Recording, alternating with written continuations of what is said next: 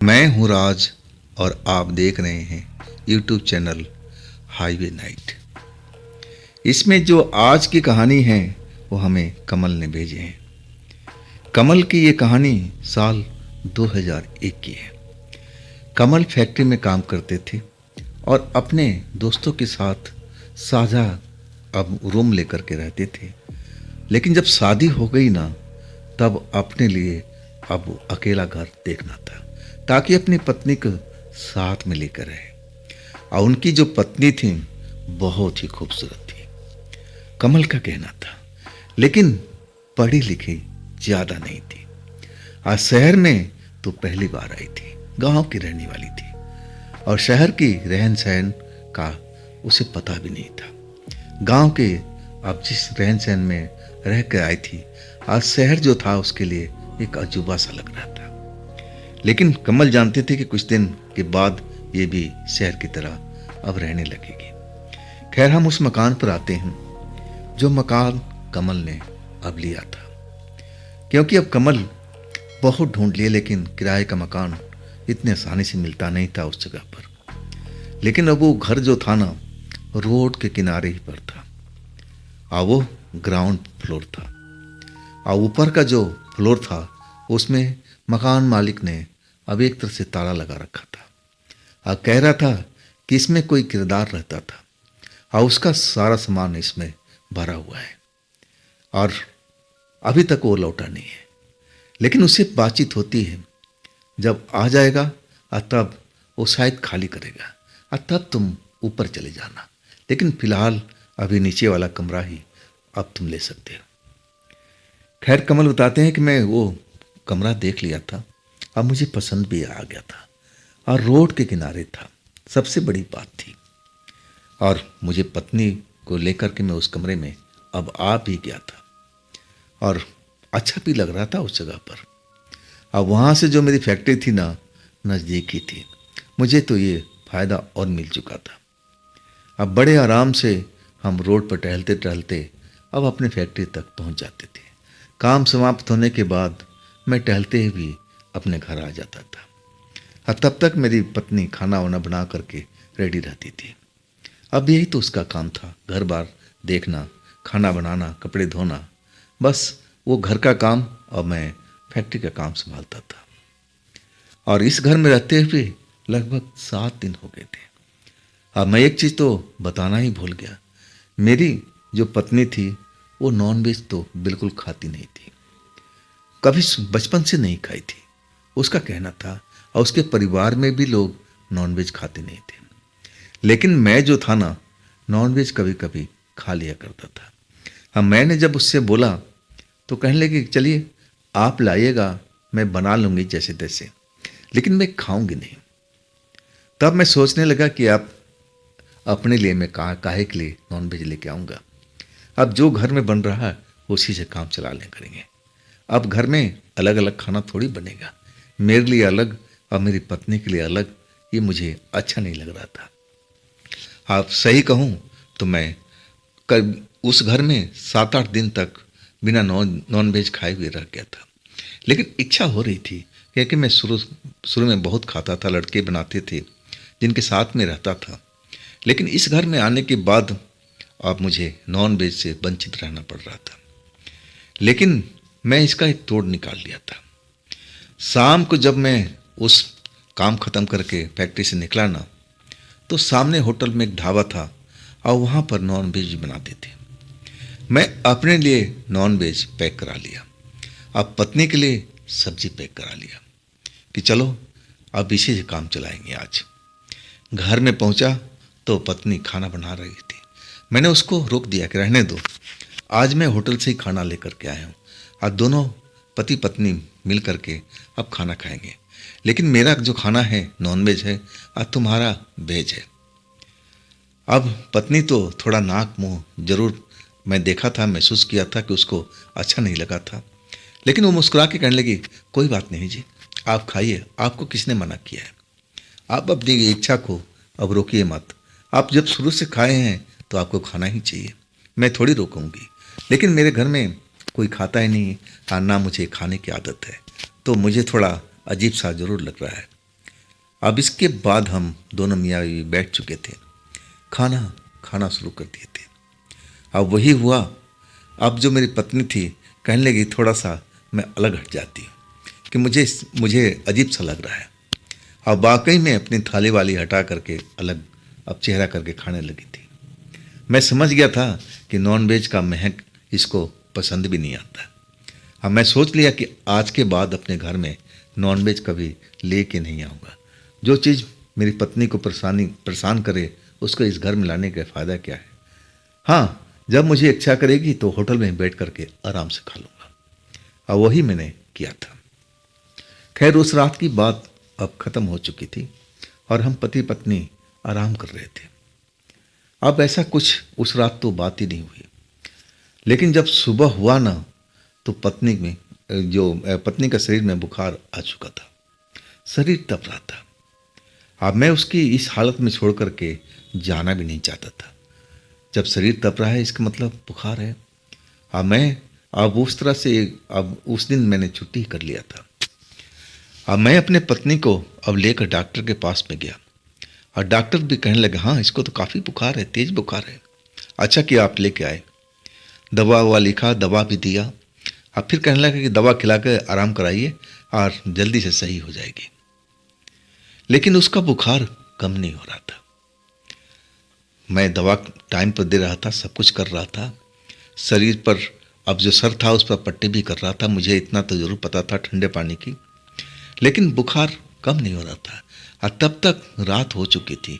Doctor कहा था कि आज अगर बुखार नहीं उतरेगा तो कल तो ज़रूर उतर जाएगा, लेकिन सुबह में ज़रूर एक बार मेरे पास में लेके आना। अब रात हो चुकी थी। अब बड़ा अजीब सा माहौल हुआ पड़ा था। पत्नी का शरीर तप रहा था, आंखें बंद की हुई थी। मैं कुछ बोलता ना तो बस हूँ हाँ में जवाब देती, और इसके अलावा नहीं। और रात का करीब 10:30 के आसपास अब टाइम हो चुका था। और तभी मैं उसकी हालचाल ही ले रहा था, शरीर देख रहा था कि बुखार कम हुआ कि नहीं हुआ। अचानक मुझे देख करके बड़ा अच्छा महसूस हुआ। उसका जो बुखार था ना, जिस तरह से आया था और उसी तरह उतर चुका था। शरीर बिल्कुल अब ठंडा सा हो गया था। अब मुझे तो बड़ा खुशी हुई जब वो उठ करके बैठी और तब तक 10:30 बज रहा था और वो भूखी लग रही थी। अब कहने लगी कुछ मुझे खाने को चाहिए। मैं अब क्या बताऊं, मुझे तो बनाना आता नहीं था। अब पत्नी बुखार से अब उठ करके बैठी थी। अब हमारे जो हाईवे था, रोड जिस रोड पर घर था और उसके थोड़ी ही दूरी पर अब ढाबा हुआ बना हुआ था। अब मैं कहने लगा पत्नी से कि तुम चिंता मत करो, मैं अभी जा रहा हूँ और कुछ खाने को लेके आ रहा हूँ तुम्हारे लिए। मैं तैयार हो चुका था।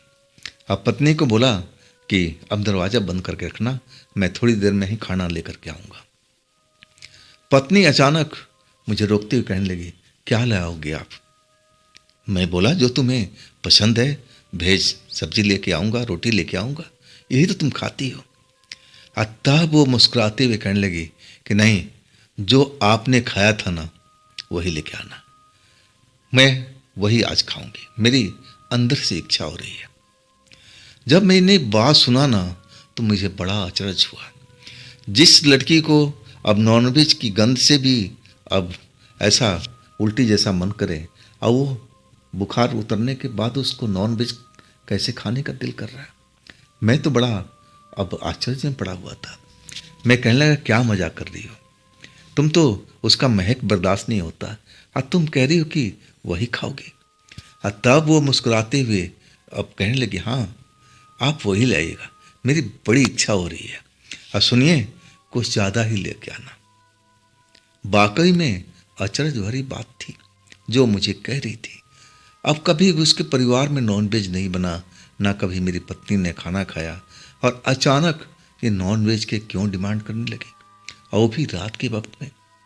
खैर मैं अब सोच लिया कि चलो अब पत्नी बोल रखी है तो इसका इच्छा पूरी करते हैं। ढाबे पर गया। अब पूरा जो चिकन था, एक ही चिकन अब बचा हुआ था। अब मैं बोला भैया पैक कर दो इसको, कुछ रोटी भी पैक कर दो, सलाद भी पैक कर दो। हम लेकर के लौट आए। दरवाजे पर वो खड़ी थी। इंतजार कर रही थी, जबकि अंधेरा हुआ पड़ा था और रोड के पास में घर था। अब मैं उसको बोल के गया था कि तुम अंदर से दरवाज़ा बंद कर लेना, लेकिन आज इसका बदला बदला रूप था। ऐसा ही कभी करती नहीं थी। अब दिन के टाइम में भी दरवाजे पर खड़ी नहीं होती थी, लेकिन आज आधी रात के वक्त दरवाजे पर खड़ी होकर के दोनों पल्ला खुला हुआ और ना जाने क्या कर रही थी। मुझे बड़ा अजीब सा लगा, गुस्सा भी आ रहा था। लेकिन चलो आज मैं कुछ नहीं बोलूँगा। अब तबीयत इसकी सही हो गई है, कल इससे बात करूँगा कि मेरे मना करने के बाद भी तुम दरवाजे पर, और वो भी आधी रात के वक्त, अब क्या कर रही थी। खैर, अब खाना तो ला ही चुका था। चिकन, अब पूरा पूरा एक ही चिकन था और रोटी भी लाया था। जैसे ही मैंने खाना खोला, पैकेट खोला, अब उसकी खुशबू से बड़ा बेचैन होने लगी थी। आंखें बड़ी बड़ी, अब बड़ी ऐसी सूंघ सूंघ के देख रही थी खाने को, जैसे उसकी ललक काफ़ी बढ़ चुकी हो, भूख उसका अंदर से और जाग चुका हो। और मुझे उसने पूछा तक नहीं कि तुम खाना खाओगे या नहीं खाओगे। एक चिकन, बड़ा वाला चिकन था, अब पूरा का पूरा और रोटी छोड़ दिया। सिर्फ चिकन ही चिकन पूरा का पूरा साफ कर लिया। मैं बस बैठा बैठा देखता ही रहा कि चलो, अब बुखार से उठी है, अंदर से भूख महसूस हो रहा होगा, और ये खा गई, स्वाद आ गया इसको। चलो, ये तो मेरे लिए खुशी की बात है। अब आगे से हमारे लिए कोई समस्या खड़ी नहीं होगी। अभी नॉनवेज भी खाया करेगी और बनाए भी करेगी। चलो, अच्छा हुआ।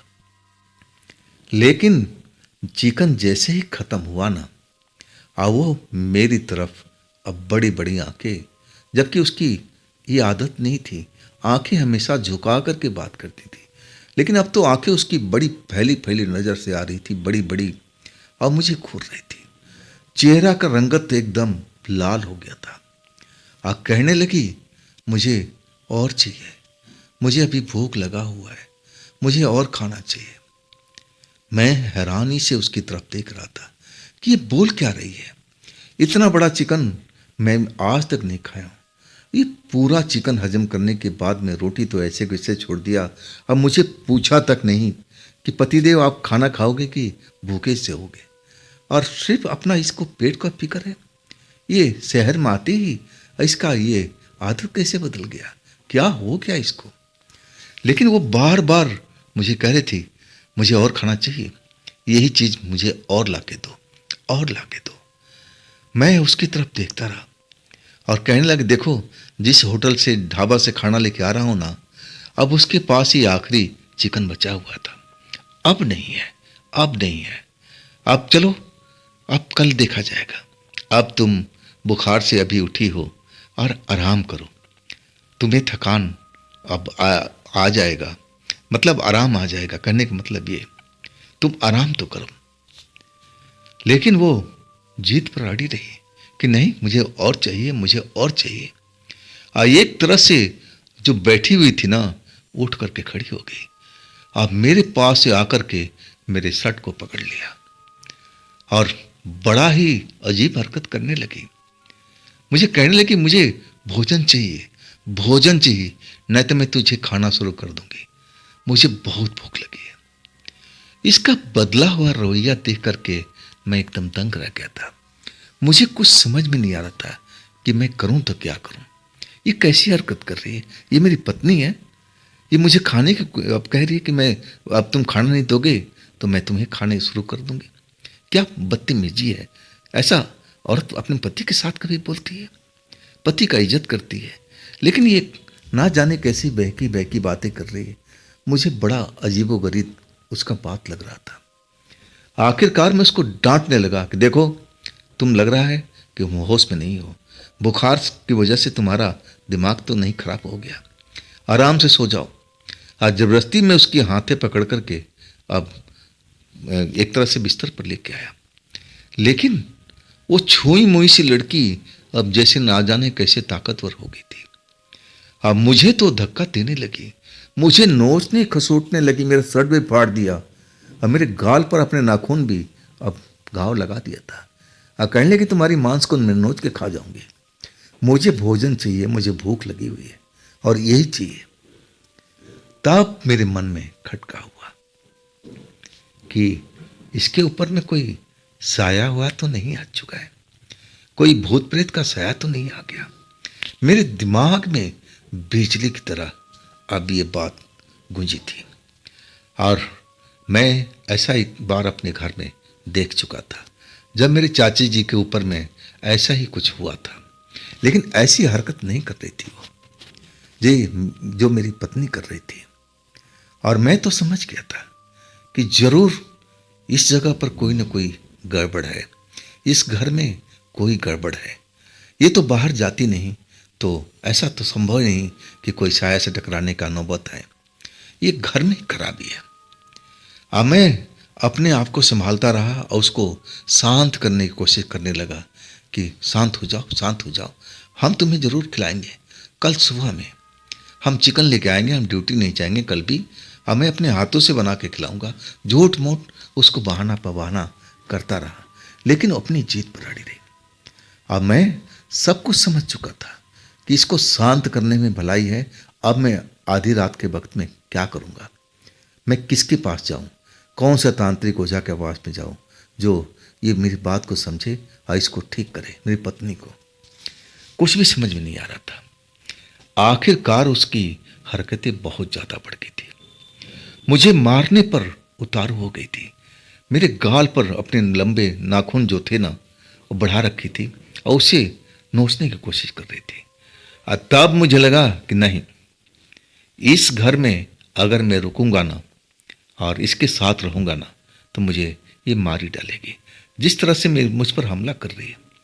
आखिरकार मैं अपनी जान छुड़ा करके घर से बाहर निकला और बाहर से सांकल बंद करके और सीधा दौड़ते हुए अपने पुराने दोस्तों के पास पहुंच गया था।